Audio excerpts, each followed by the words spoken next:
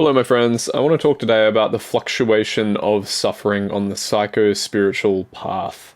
A very important topic and a tender topic, especially if you're watching this video coming from a place where you're right in the thick of suffering and you're doing a lot of meditation, you're doing a lot of emotion work, and you're just being walloped.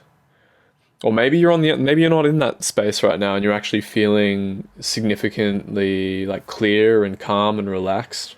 But either way, I think this video is going to be very valuable because both can really be a place of binding in my experience.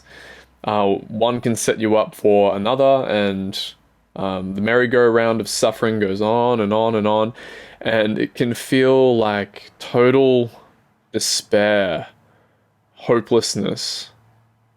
Why the hell did I even start practicing and doing this emotion work? It's like the Matrix, like you've taken the red pill and there's no going back, and it can just be so overwhelming.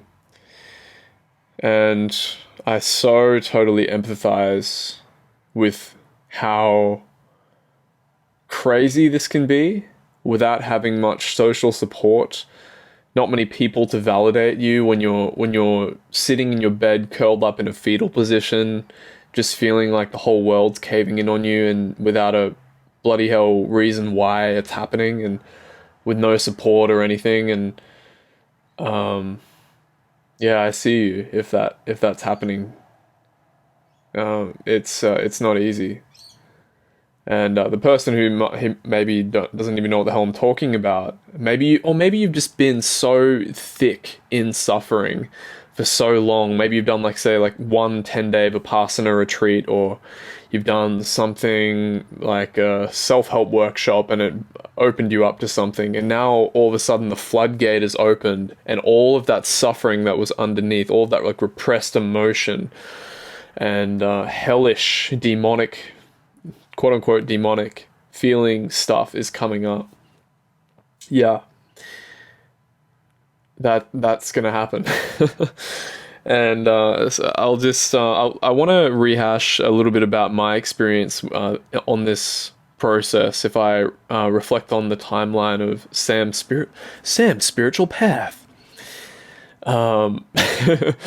it's been freaking wild. So I've always known ever since I sort of started with self-help, ever since I threw away my gaming PC when I realized I was playing video games for 10 hours a day and I had to just stop distracting myself and turn inward. And I don't know why, I just knew it was something in the way that I was perceiving the world, or my mental experience, that was contributing to so much suffering. Ever since I began, I'd always known that. And, I did a lot of self-help stuff. Like many of you know, I don't want to keep spinning the same record to you, but I want to speak more specifically. So if you break the journey down into the self-help epoch, the spiritual epoch, and then the psycho-spiritual epoch beyond that. So boom, boom, boom. If I were to still vaguely, that just occurred to me right now. I've never considered it in that way or light before, but self-help, I realized I went through a lot of stuff, like a lot of workshops, hardcore men's workshops, retreats and stuff. But I still knew that there was something not quite right about adding more beliefs and concepts to my experience that were going to, quote unquote, fix this broken self of Sam. I don't know. There's this deep underlying intuition that I knew that wasn't going to do it. So I actually sort of weaved them in together. So it's a bit of a hazy seaweed, looks like seaweed. A bit of a hazy sort of blend of Vipassana meditation and meditation retreats with the self-help phase, but then it more so skewed toward meditation toward the end. But doing these 10-day Vipassana retreats, and I had no idea what was happening to me at the time, but essentially I would go on these retreats, and I remember just being in an absolute cauldron of suffering. Like, I don't know if many people experience it as much as this, but every single day I would be meditating and I would just be having this energetic stuff coming up in me, and it was making my palms sweat, my body really tense and tight. on these retreats, and I had no idea what was happening to me at the time. So this is like my first retreat, I think, which was in December 2019, or yeah, I think it was around then. But it's so odd. My mind just instinctively knew that for some reason there was something there that I needed to acquire or I needed to get, and I knew it was this like really deep-seated way that I was relating to emotions, beliefs, and experience. So on the second retreat, which I did like April in the following year, 2020, and then it was very, very similar. And then I remember I staffed my third retreat as a male manager. Like what they picked the most like emotionally repressed dude in the whole thing to manage these other poor meditators who were, you know, going through the dark night and all sorts of shit. And yeah, and oh man, I remember like, and I missed and between the retreats, you know, I'm going back to work, right? And I'm going to work and I'm showing up to the workplace. I was working as a cardiac technician at the time, and I'm dealing with this radically, like basically everything I'd pushed down in the past was just up in my experience constantly. Felt like my mind was a jar of hornets that I got no relief from except when I was meditating, basically. And so if I were to reflect on my experience at that time, which is much, much better now, but probably 95% of my day was spent in mental turmoil. And I was so aware of the mental turmoil that I was experiencing because of the Vipassana, which puts you right into the thick of your body, that it's brutal.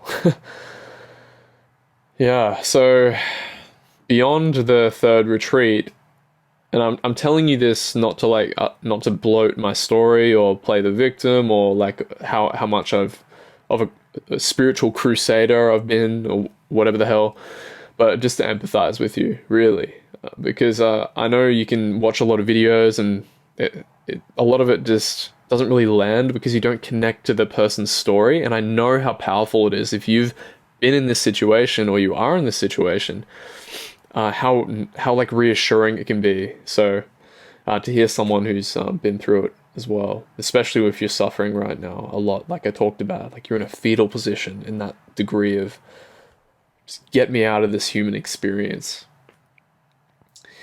So, and I just want to say to that, it does get better.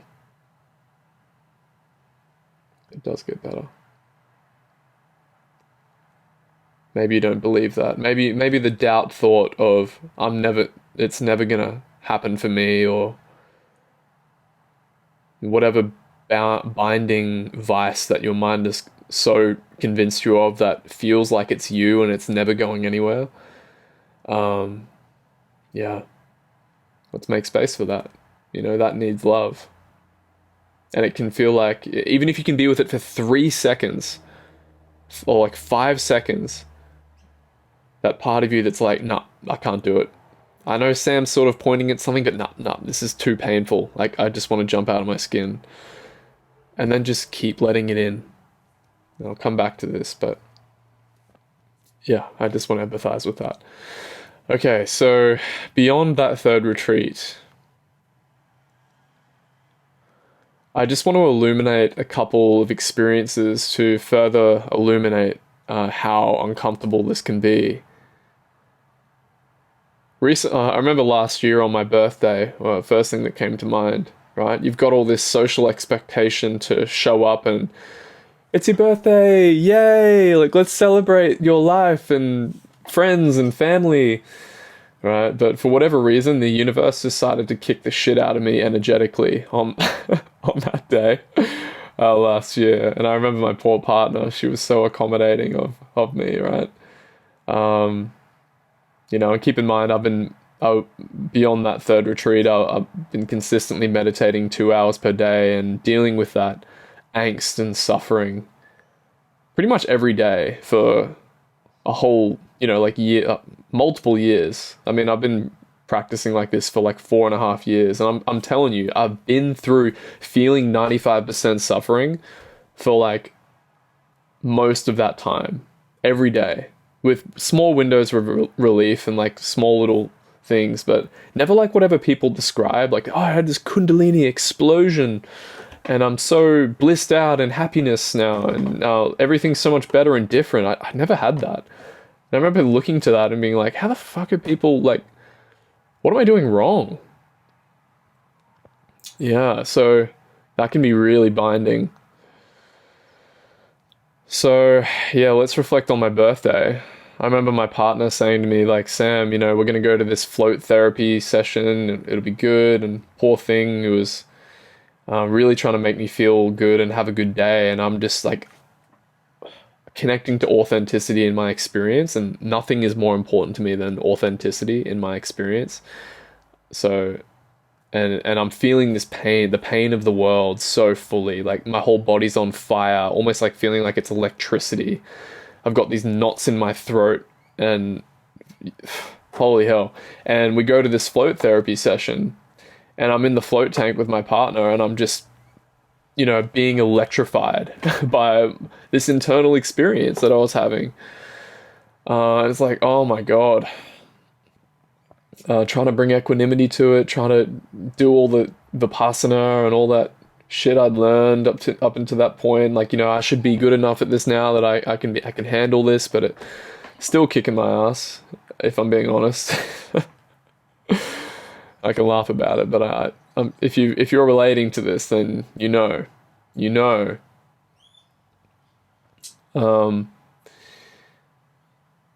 Yeah, and or even more recently, and this will be the last thing I mention, and I could list example after example after example, and it's so easy just to breeze through what this process has been like of like radical being thrown into the furnace of suffering on so many occasions. But yeah, actually, it was my birthday again this year, my 26th birthday. I went out to a creek. And again, I was just feeling. I usually I would maybe do something with my family, which actually, you know what I did do, but I just took my partner and my stepdaughter and we went out into nature because I'm like, you know what, I just need to ground myself because I was feeling, for whatever reason, the universe just seems to kick my ass on my birthdays, but like more significantly than the days leading up to it, right? And went out to this place and yeah, like just literally feeling, if I were to put discomfort on a scale of 1 to 10, probably like a 9 out of 10 was my baseline of discomfort. And just laying on this rock, just feeling like having thoughts of, you know, like, am I in the right relationship? And I can't do this. And what am I doing? And it's just like this barrage of thoughts, like a thought storm. Just boom, boom, boom, boom, boom. Like a jar of hornets is a really good way to describe it. And it's like, I didn't ask for this. I didn't cause for this. Like, what the hell am I doing in this human experience? It's my birthday. I should be enjoying this birthday. All the narratives the mind gives you, you know. And yeah, but I just had to go through it. And in a somewhat crazy way, I'm grateful for it.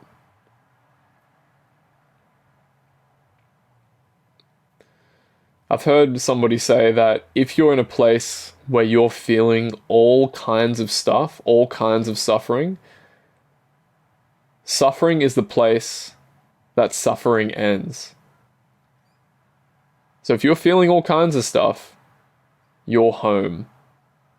I remember hearing that in the talk by a very awake person, Ishwa. You know, and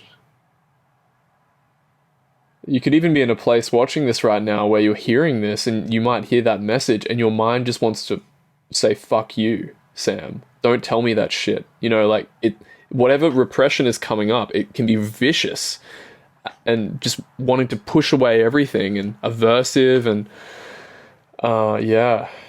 But if you can let that in, that you are in a good place if you are feeling like horrendous, absolutely horrendous, maybe even having suicidal thoughts.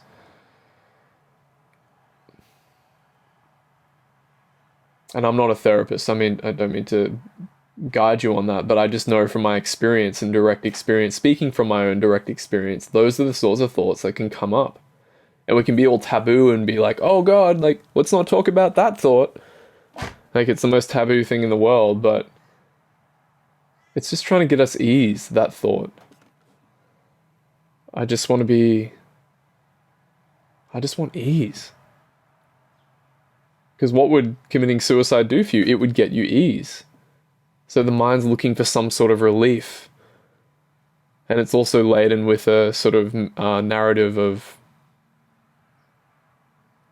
spiritual, like you're a spiritual warrior. And I don't mean to be like, call this out. You have to be very sensitive to this sort of terrain, but you have the capacity to even hold that. You do have the capacity to hold a suicidal thought, and you will not do it. And you have a deep intuition that you know, like I did, that if I were to do something like that, it would just carry on into the next life. You have it within you. Right, and I haven't even gotten into the technicals of this. So as you know, like I mentioned in the start, you can have moments of expansion. Like you're walking on sunshine. People call it kundalini or something, where you go through a very revelatory phase or something incredibly significant shifts in you energetically, or a belief is uprooted that alleviates a huge amount of suffering. But what we do as we open up the mind is we essentially, the more that we can expand, the more that we can have these big, beautiful, blissful experiences, or like, especially like expansiveness, where the mind is opening up through maybe as we unbind from the mind, the more that we can unbind, the more repressed emotion will come up. So, yeah. If you've had to explode, that's why people who have no spiritual context, who have never done like practice any spirituality formally or anything like that, that's why when they have a big shift, like, or someone who's used like psychedelics, like say DMT, they get blown out of the water with this huge experience, and they have no context for what the fuck just happened to them. Things can really be dysregulating because they don't know that it's okay to be uncomfortable beyond that. They're like, what is happening to me? My body's ripping apart, or it feels like it's ripping apart. I'm getting all these huge energetic contractions. What's going on? But now that you've seen this video and have context for it, you know what it's about. So the more that we can expand, the more that we will probably inevitably, but I'm not saying for certain, contract. Expansion, contraction, expansion, contraction. Angelo DeLullo says it's when the other shoe drops. So when we go deep into meditation, we see with pristine clarity, or something like the bare nature of awareness, or we see something very clearly, and that's followed by bliss or something, or ease or release. You better bet that eventually you're probably going to contract back into the most dense, contracted, repressed emotion that you've never thought you would ever have to come into contact with. Yeah, right? Especially like if you're a spiritual, nice person, like you're really nice, you have that identity or something, maybe it'll come up, like rage will come up. Rage, like you just want to burn the whole fucking world down because you've never been able to express anger. Right? These sorts of things can come up. And yeah. The invitation and the promise I have for you, and what, just speaking from direct experience, the promise I have for you is that you have it within your capacity to hold space for those energies, even when it feels like no. Okay, I can for 2 seconds. All right, no, fuck, no, I can't. No, I hate this. I think my friend Michael, in a really good interview or talk, not interview, we had recently, which you can find on my channel, we talk about this at length and what you can really do to work with this practically. But at a very simple level, and the most practical thing I can say to the person who's going through that is you basically just cast out the net. You keep casting out the net. It's like, no, no, no, I can't do it. Okay, I bring you in. You can be here. I love you. No, no, no, I can't do it. You can be here. And then the mind will be like, oh, no, but I can't. I can't. And then you go back out. Okay, I'll bring that in. Oh, I'm a bad meditator. Bring that out. Bring it in. You can be here. Bring it in. Oh God, this sensation. I don't want to feel this. Okay, you can be here. And it can feel like an onslaught sometimes, where it's just so heavy constantly. And if you've done deep meditation, you know this, right? Just how much can you let in? And how willing are you to push through the hurdle of your mind really trying to convince you? Because your ego knows your weak points. It knows your weak points, and it's like a life form that will keep pulling you back into mind identification and delusion.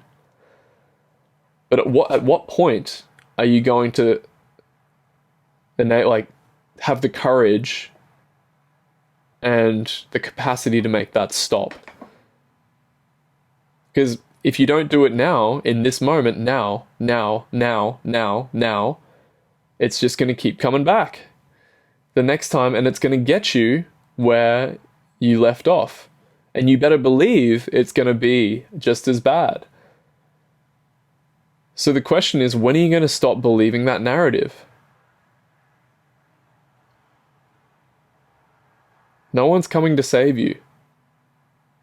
No spiritual teacher will tell you that, oh, you just need to practice in this way, and then you'll get the right thing.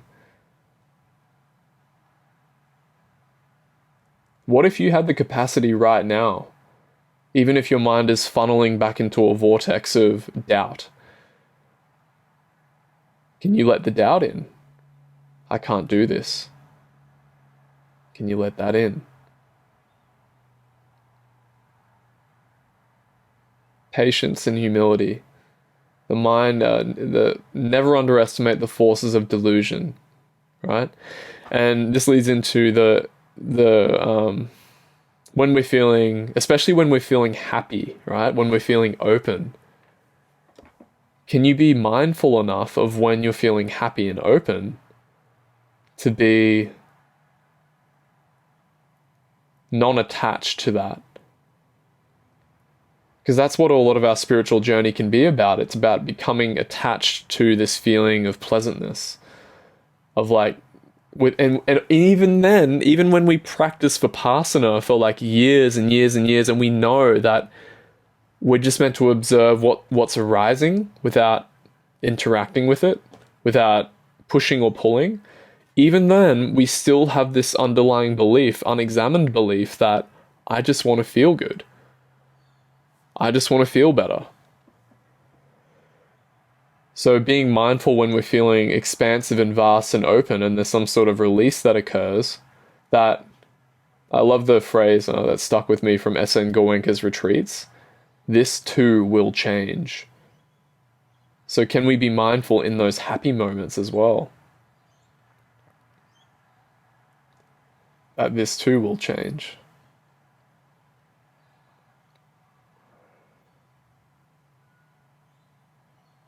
So that's what this process is like. It's a constant yo-yo that happens perfectly. It's perfect the way it happens.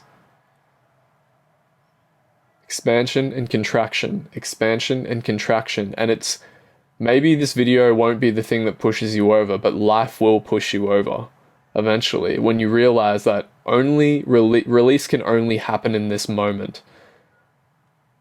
And a good litmus test is, can I be with this sensation for the rest of my life? Which you can. Pain equals suffering times resistance. It's always the resistance. So if you can really let it in with unconditional love and allowance. And you know what? I'm a big believer in the body and emotional release, and this video is probably going to get too long and nuanced to go into all sorts of modalities for release on that. And I truly believe that there is a lot to say. And we can have shame about, like, if we've done certain practices, we may be very loyal to a certain technique or something. But there are other alternatives to help release these things, like inner child work or somatic modalities. So when I say somatic, I mean emotion, like self-inquiry, killer bee inquiries, focusing, these sorts of things, which have been incredibly powerful for me, especially with shame and doubt as it relates to this expansion and contraction movement. But yeah, it's not bullshit. It's the real deal. This does happen. We can think that, like, you can hear about it and it sounds taboo or like kind of alien from the outside, but then when you go through it over and over and over again, you're like, wow, this is a real life force. And it's ultimately grace. All of these suffering incubation periods that we go through, where, you know, some days you have all these plans set out for the day, and then you just get hit with this tidal wave of suffering, of repressed shit or emotion or whatever it is. And then you're like, I just got to lay in bed and just, that's how this goes. I just got to lay in bed for the whole day. It's like, give yourself permission to that, but be humble enough to point out when you're just avoiding something as well. When you're just trying to avoid responsibility or, yeah. And it always happens now. Acceptance always happens now. Never later. Oh, but if I just get the right technique? No. Now. Let it in. And I should say there's nothing wrong with looking for a technique or anything, but yeah, it can be let in.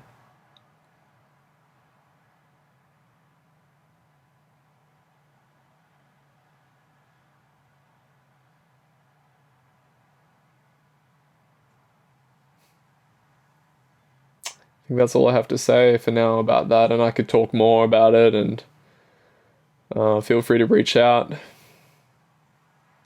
But yeah, what a humbling process, right? And I'm still going through this myself. The other day I was just sitting out the front feeling doubt, like, oh, I shouldn't be producing content. Oh God, what are people thinking of that video? The views were low. I'm a piece of shit. Like, what I have to say doesn't matter, right? This title, it's like, whoa. And before that, I was feeling so open.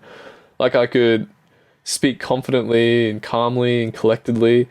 And then, boom, bitch. Here's a taste of, like, repression. And it really is this beautiful, heartfelt quality that has to be brought to it. Like, okay, wow, just cast out the net. Okay, wow, I feel I can't do it. I'm not good enough. They're all trying to protect me right now. They're trying to protect me from what? Humiliation, shame, helplessness, being unsafe. Thank you. Come here. Come here. You are the lost, forgotten children that I've pushed away, that not just me, but generation upon generation upon generation upon generation of people have pushed away. And now, in this day and age, I have the burden, but also the capacity to hold you with so much love that you never received, to be released into the universe. Right? These are life forms that we've inherited or unconsciously absorbed, but it doesn't matter because it's in your experience now and it just needs love and presence just to be felt full on and maybe even inquired into a little bit gently. What are you trying to do for me? Doubt. Oh, I can't do this. I can't do this. I can't do this. I just can't get the right practice. I've never been able to. Okay, what are you trying to do for me, doubt? Oh, I'm just trying to get ease. I just want to feel better. I just want to push you to find the right thing. Right? This is an ancient force. This is an ancient life form that you now have the gift of presence to give it. And no one else has ever been able to do that, but you can. And you do have the capacity for it.